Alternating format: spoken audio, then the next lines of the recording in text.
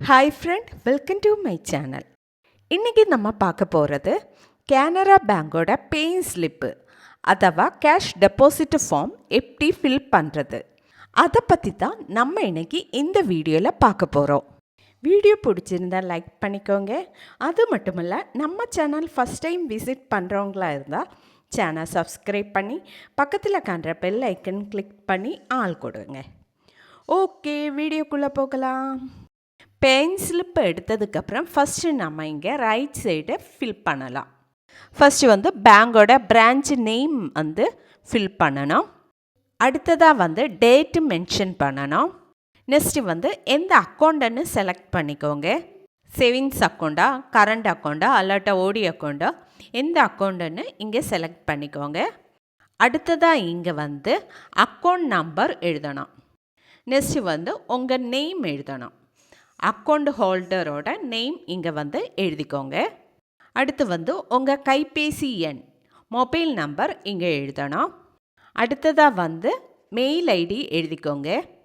அடுத்ததாக எமௌண்ட் எவ்வளோன்னு வேர்ட்ஸில் எழுதிக்கோங்க. நெக்ஸ்ட்டு எமௌண்ட் எவ்வளோ, அந்த எமௌண்ட் இங்கே நம்பர்ஸில் எழுதிக்கோங்க.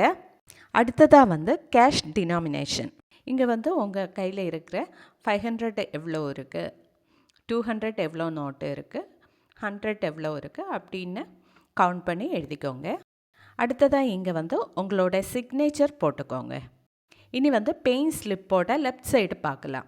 இங்கே ஃபஸ்ட்டு பிரான்ச் நேம் எழுதிக்கோங்க. செகண்டாக டேட்டு எழுதிக்கோங்க.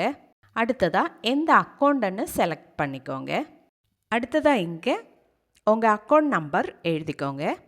அதுக்கப்புறம் நேம் எழுதிக்கோங்க, மொபைல் நம்பர் எழுதிக்கோங்க, டோட்டல் அமௌண்ட் எழுதிக்கோங்க. நெக்ஸ்ட்டு டோட்டல் அமௌண்ட்டை வேர்ட்ஸில் எழுதிக்கோங்க.